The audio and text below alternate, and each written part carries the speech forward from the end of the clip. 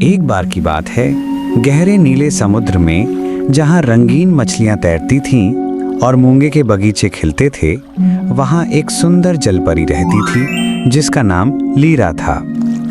Lira अन्य जलपरियों से थोड़ी अलग थी। उसे सिर्फ गाने और मोतियों से खेलने में ही मज़ा नहीं आता था, बल्कि इंसानों के बारे में जानने को बहुत उत्सुक रहती थी। लीरा ने अपने पिता समुद्र के राजा से इंसानों की कहानियां सुनी थीं। राजा अक्सर उसे सावधान करते थे, इंसान बहुत खतरनाक होते हैं और हमें उनसे दूर रहना चाहिए।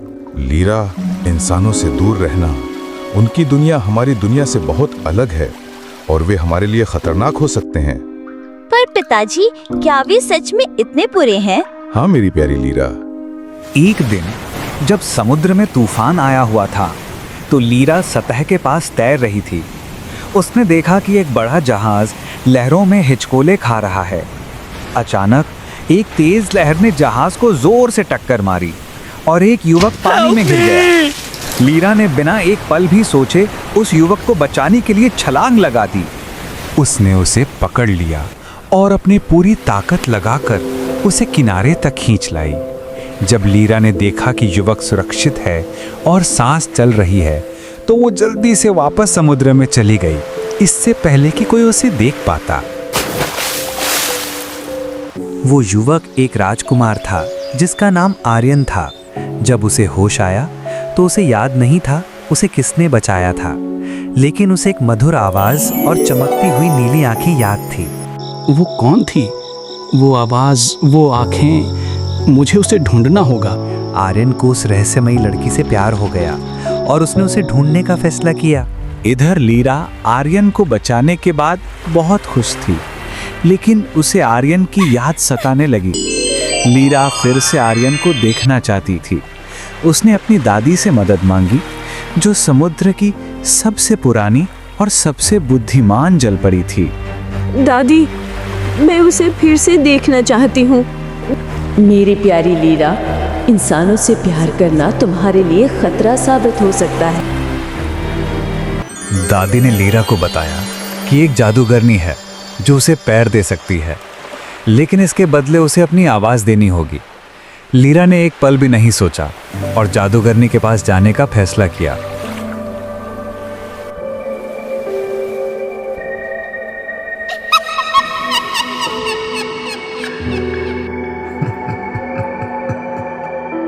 मैं अपनी आवाज तुम्हें देने के लिए तैयार हूँ। बस मुझे पैर चाहिए ताकि मैं उसके पास जा सकूं।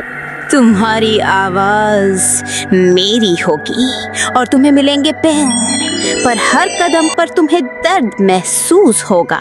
अब लीरा के पास पैर थे, लेकिन वो बोल नहीं सकती थी। वो राजकुमार आर्यन के महल पहुंची। आर्यन ने उसे देखा और उसे अपनी यादों वाली लड़की मान लिया। उसे लीरा की आंखों में वही चमक दिखी जो उसने तूफान वाली रात देखी थी। मुझे पता था तुम हो। आर्यन और लीरा साथ रहने लगे। आर्यन को लीरा की खामोशी अजीब लगी, लेकिन उसे उसकी सुंदरता और दयालुता बहुत पसंद थी। कुछ दिनों बाद आर्यन के माता पिता ने आर्यन की शादी यमन की राजकुमारी से पक्की कर दी। लीरा राजा और रानी की बातें सुनकर बहुत उदास रहने लगती हैं। दूसरी तरफ आर्यन भी दुखी था, क्योंकि उसे लीरा से प्यार जो हो गया था।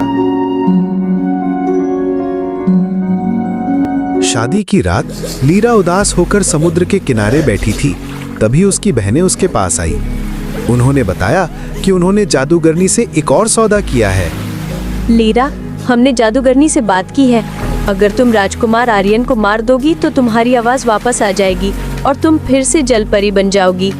अगर तुम ऐसा नहीं करोगी तो तुम हमेशा के लिए समुद्र के झाग में बदल जाओगी। लीरा ने चाकू लिया और आर्यन के कमरे की ओर बढ़ी। उसने देखा कि आर्यन सो रहा है। लीरा आर्यन को मार न सकी।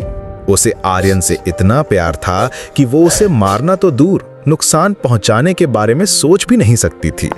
उसने चाकू फेंक दिया और समुद्र में कूद गई। जैसे ही वो पानी में कूदी, उसका शरीर झाग में बदलने लगा। लेकिन तभी एक चमत्कार हुआ। लीरा एक खूबसूरत जल परी के रूप में वापस आ गई। उसकी सुरीली आवाज भी वापस आ गई। उसकी दयालुता और निस्वार्थ प्रेम ने जादूगरनी का जादू तोड़ दिया था। लीरा अब राजकुमार आर्यन से दूर रहकर भी खुश थी।